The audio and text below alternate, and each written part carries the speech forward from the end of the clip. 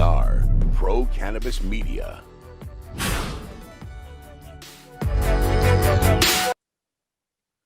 All right, welcome back to Cannabis Chat for Monday afternoon. I'm Jimmy Young from Pro Cannabis Media. I'm always joined on Mondays by Alyssa Merrill from flowerandtonic.com, and we talk about cannabinoid medicine. And now this is one of the best things about this new era of interviewing that I'm doing as I move from sports over to cannabis. And I get to talk with all these science officers, and the head science officer, the CSO, Chief Science Officer of ProVerde Labs is Dr. Chris Hudalla. And Chris, thank you so much for joining us today. My pleasure. So how challenging is it to be running a testing facility these days in these emerging legal states when everybody needs their stuff tested? I'm guessing it's a little busy in the lab these days. We are swamped. It's always challenging to keep up with changes in regulatory parameters, changes in contaminants. The vitamin E acetate kind of was a new one. We have to stay abreast of what contaminants are emerging, what are processors doing. At the same time, there's more and more producers in Massachusetts coming online, which means the demand for testing is very high. And there's very few labs that are licensed. So it puts a burden on the testing labs, which results in very extended turnaround time. So it's sometimes taking 3 to 6 weeks to get your test results back is not uncommon. Right. And I actually have heard this from some of my friends who are in the wholesale world in Massachusetts. Can I ask a question? You obviously have a licensed facility in Massachusetts, also in Maine. Does that license only cover one facility, or can you actually open up 2 facilities under that same license? The license is specific to the address. So we could probably open a satellite facility in the same state. However, the cost for instrumentation can be well over $1 million. So it wouldn't make sense to have 2 facilities in the same state. They're just so expensive for the equipment. Right. But if the work is there, I mean, if you're overwhelmed and MCR is overwhelmed and CDX is overwhelmed, I mean, the demand, right, is there. Sure, I would just build a bigger facility. A bigger facility. hence the 6 open positions at your lab, right? Yes. How difficult has it been for COVID to keep it going? Because I know access to the lab is obviously very limited to those who are only checked out and licensed, right? Yeah, so COVID's been really hard on us. We also service the hemp industry. So we have clientele worldwide doing a lot of CBD-based products. I think 2 things hit the hemp industry fairly hard. Number one is we saw a significant increase in farmers and therefore an oversupply of CBD products, which drove the price down. That hurt a lot as far as the industry goes. And then I think that when you think about COVID, I think people off of work, spending more time at home might smoke marijuana, but I think that they're doing less of the CBD products. And so I think COVID has had a more dramatic impact on the reduction in hemp products or hemp processing. If you wanted a job at ProVerde, what's the background that you look for on, let's just say, someone coming out of college? What would you look for as far as the requirements go? Right now, a pulse.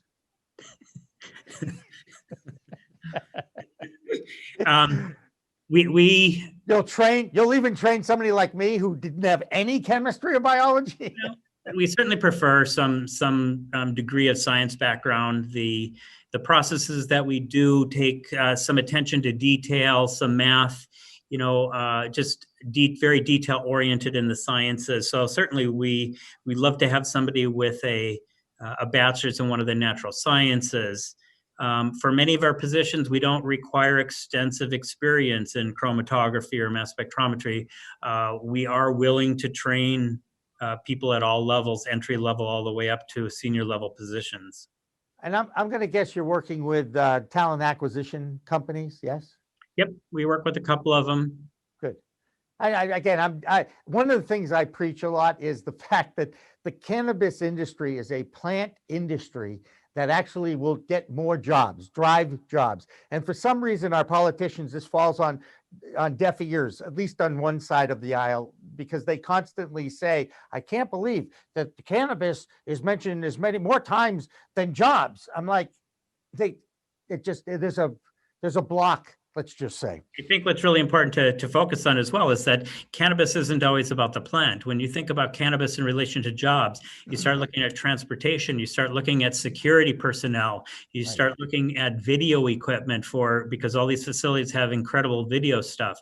You start looking at veterans who can be drivers or security. There's just a number of different segments that are maybe the second tier to direct access to the plant. Lawyers, accountants, administrative assistants. I mean, we need the same thing that every other business needs. Right. And yet you are the most regulated business, certainly early stage business that I've heard of in history. Absolutely. I would love to talk to you a bit. I it was a couple of years ago when I had originally, couldn't get the answer. I just didn't have a concrete answer about, there was one thing, a couple of things I want to talk about is you're the person I would go to and to find out how to identify a safe product. Before I recommend a product to my family or friends, that's where I would go as the lab. So I've done testing there, but you've also just shared your knowledge. So my first question way back in the day was, will I fail a drug test if I use CBD? That's what people were asking. Can I get your opinion on that? And then, some of your thoughts on some of the other misinformation and other products out there that we can clarify. Sure, that's a really complicated question, and the scientific jury's still out on that. You can find papers going either way. Ultimately, it depends on many things. What's the product you're taking? Because many so-called CBD, THC-free products are not THC-free. They may have trace levels that are below most labs' limits of detection. So we have a number of different pieces of equipment at our disposal that can test THC down to various levels. And so if we use our normal testing equipment, we may not see it. But if we go to higher sensitivity mass specs, then we can see these trace levels. So it is possible to have a THC-free product that really has trace levels that can accumulate and cause a positive drug test. That is one possibility. So if you don't want to fail that test that you have to take to be an employee, and there are people out there that have to take drug tests, obviously try to avoid any CBD product, because you are kind of gambling that this just might be the one that peaks it or all. Yeah. There's body chemistry as well. How do you metabolize it? It is possible. They certainly demonstrated it in the laboratory, where CBD under acidic conditions, such as the stomach acid, can be converted to THC. So even though you're consuming a THC-free product, that your CBD can be converted to trace levels of THC in the stomach, which would then cause THC metabolites and potential for a positive drug test result. Gotcha. I've even heard THCA in the gut can be converted into almost, I've heard a couple stories of hallucinogenic type of effects. Have you ever heard anything like that? No, I mean, THCA can be converted by acid into THC as well, or other cannabinoids. Okay. THC itself is a very complicated molecule. There's over 30 different structures for THC. The plant only producing one of those in any significant concentration. I tell you, I've never thought, it's amazing to me, the science and the chemistry that's attached to this plant. The fact that you can dictate how much THC to CBD, what the terpenes are going to do to those two cannabinoids. And then I keep hearing that they discover new cannabinoids all the time. Yep, they're always, the more research we do, keep in mind that with prohibition came a lack of science or study or research in the cultivation or in the agricultural aspect, the production aspect or the medicinal therapeutic health benefit aspect. There's just been no research for years. And that's really probably, to me, that's one of the biggest negative costs of the prohibition, is the lack of understanding that we have today on the plant. But then again, it's also a somewhat exciting time, because if the green wave continues to move the needle, we have 15 states legal now. There's already talk of decriminalization at the federal level. I would guess that would open up serious research grants, hence more research and obviously more jobs too. Absolutely. That's one of the things that when I speak to young college students who may or may not have an interest in science in general, when you can start correlating science or science ability to cannabis, all of a sudden it becomes interesting that they can take a cool, we're dealing with marijuana, but then couple it with technology and legitimate science. It's a little bit easier to get people excited or interested in science when they have that potential avenue. That's a great insight. I don't think I've talked to a few science officers over the last year or so. That's the first time I've heard that. I think that's a great recruiting tool in many ways. Just the not so much the access to the plant, but the fact that they could play in the cannabis world. I mean, if I was when I was a college student many moons ago, we were doing some serious lab work, but it had nothing to do with science, if you catch my drift. So I have to say, I think it's exciting, but I'm also more scared for the bad products than I am excited about the good. And it's like held me, from making a lot of recommendations, because things are just brought to my attention that scare me. And you actually had, recently talked about some concerns you had. And I would love for you, talking about synthesizing products and how they might, I want to talk at the most basic level about it so we don't lose people, but how the molecules change and how we're not always, even with tested products, we don't always know what we're consuming. Sure. Yeah. So, one of the big challenges with producers right now is this is completely unregulated. So people are just doing whatever they want. Somebody over, the last year, they decided it would be fun to add vitamin E acetate to vape oils. Wow. And it's not even clear that that's the single culprit. We see in vape products huge incidents of pesticides and heavy metals, highly contaminated vape products on the black market. Regulated products, if you buy vape products or other products from a regulated dispensary, those are tested to make sure they're free from contaminants. In Massachusetts, during the E-Valley, the vape crisis, our governor banned for a period sale of vape products. Well, that didn't ban the sale of vape products. It only banned the sale of legal, tested, regulatory produced vape products, and in turn drove the sales of black market products probably through the roof.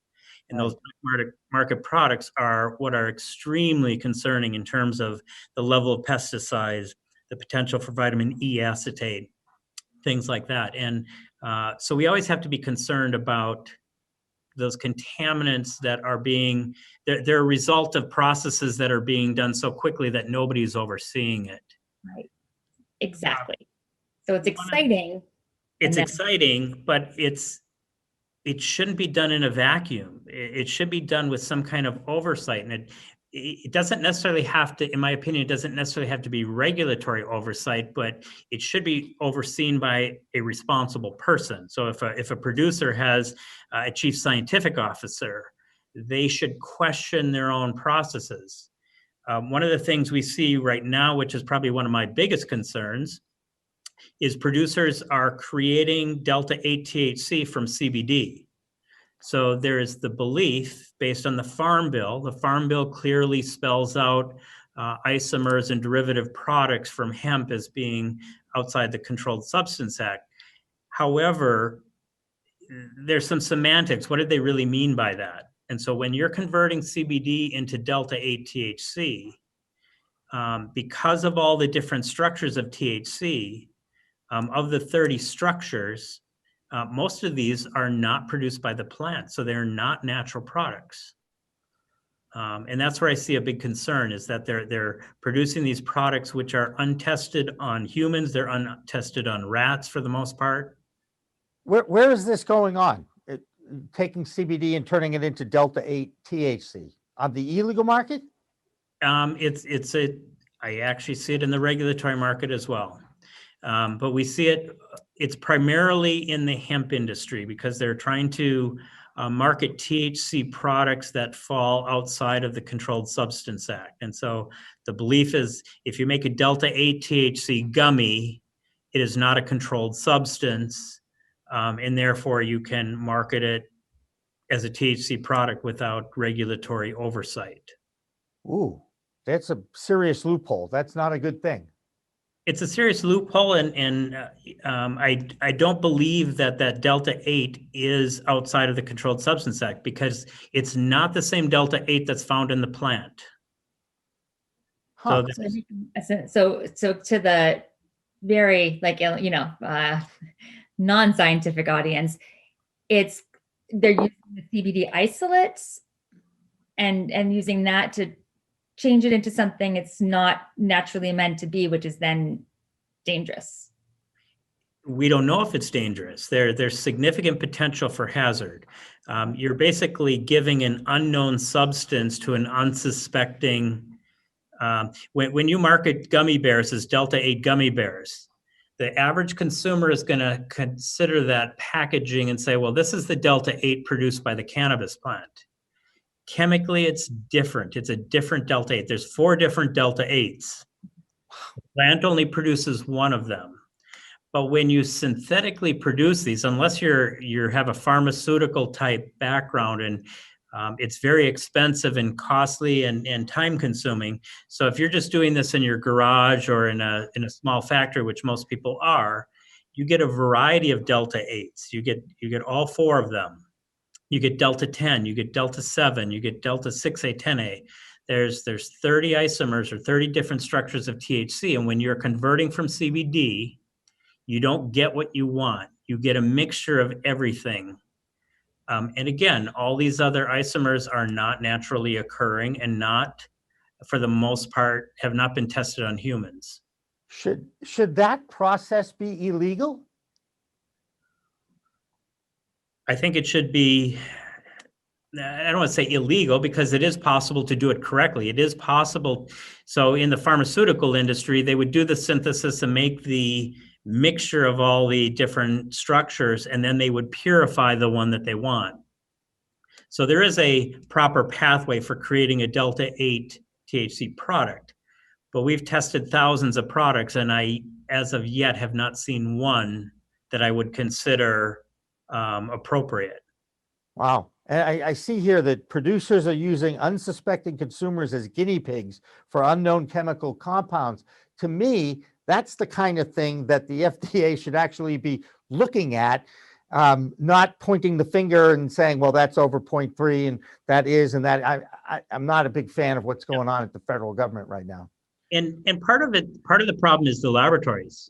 We were part of the problem because we didn't understand what we were seeing.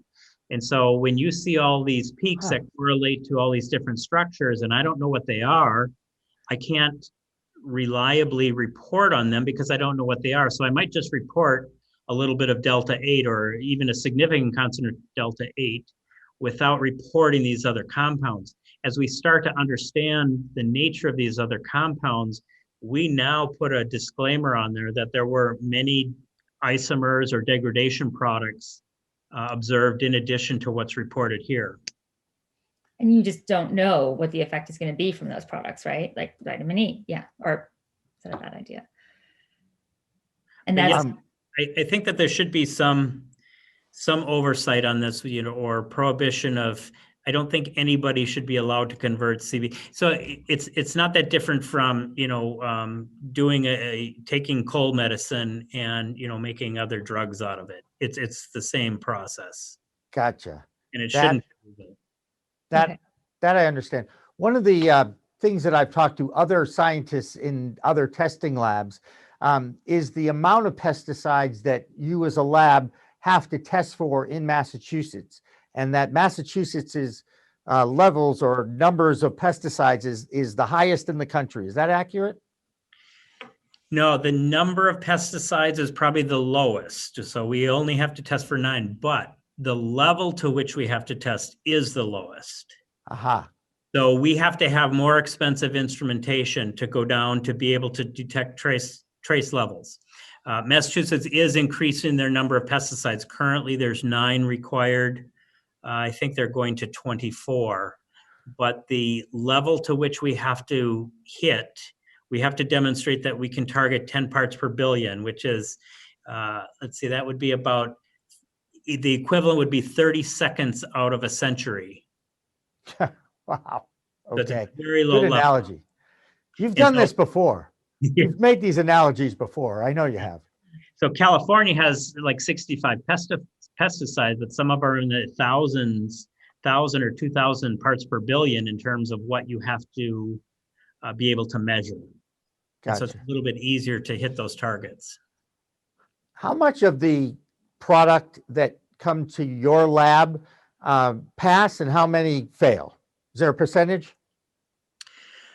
Well, from the regulatory side, Yeah. I would say that almost all of them pass now because as the dispensers or producers have gotten, they understand how to grow without getting mold.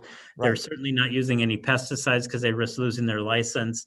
I would Right. say that periodically we'll have a yeast and mold failure, but for the most part, I would say the majority of the dispensary samples pass because they've figured out their systems, they've validated their processes, and if they stick to them, they can produce high quality product without the introduction of contaminants. From the Yeah, go ahead. from the black market, I would say that probably 50 to 60% fail for either microbial contaminants or pesticides or heavy metals. Right. Now, in Massachusetts, you can also grow your own 6 plants per adult per dwelling. So it could be as many as 12 plants. How many home growers are coming to your lab to have their product tested? Quite a few. They don't test so much for pesticides because they're growing them themselves and they know that they're not using pesticides. Right. But for microbial, we do see a lot of failures for microbial yeast and mold specifically, especially if it's being grown outdoors. It's very challenging when you have pollen and animals and you have birds flying overhead and bats. And it's very common to have microbial contaminants on outdoor grown marijuana. Another key factor is how you cure it and dry it. You typically need some fairly sophisticated methods for drying, making sure you have control over the temperature and the moisture. And the average home grower doesn't typically have that kind of equipment. And so if there's moisture that's not controlled, it's more likely to fail for microbial contaminants. Can I Now, ask? go ahead, Alyssa. Yeah. What, I know we have to wrap up shortly. What in the industry are you most hopeful for, and what makes you most nervous about the industry, I guess, heading forward? Is there anything that's really exciting? Any patients you think that are really going to see the best benefit? There's a lot of things coming. We do see different ways of producing cannabinoids. They're actually growing it in yeast, and so they're able to create very highly purified cannabinoids that way. So we do see a lot more synthetic cannabinoids on the market.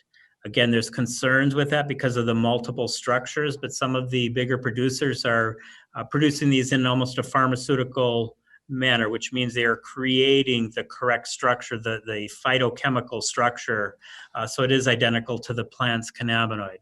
I think the other thing that is very exciting is the different formats. We're seeing a lot of nanoparticle technology, which will increase efficacy and reduce the dose necessary to get an efficacious dose.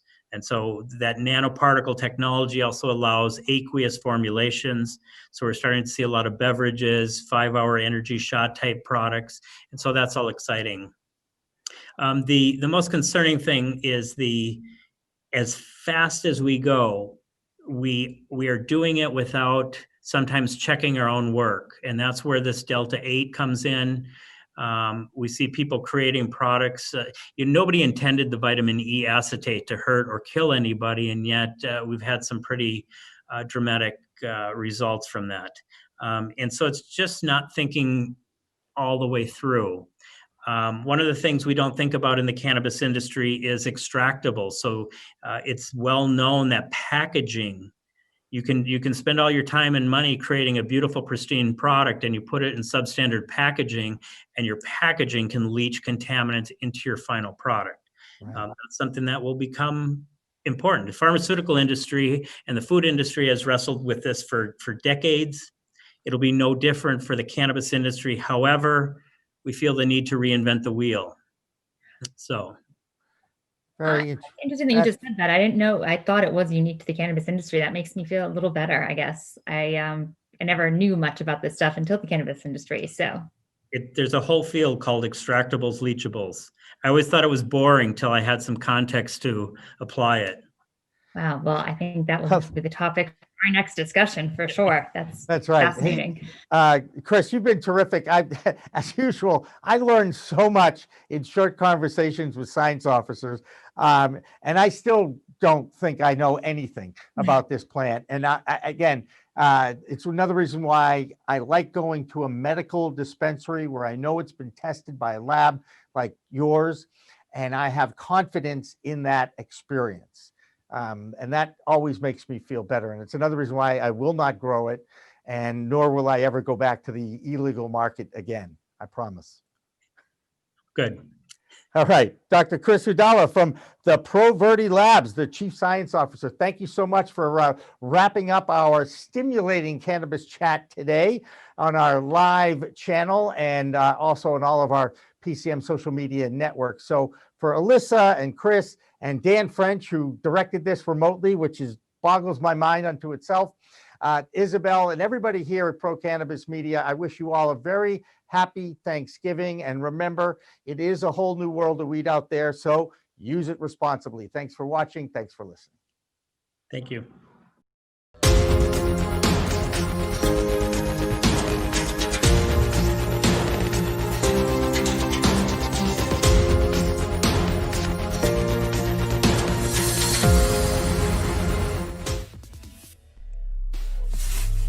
We are Pro Cannabis Media.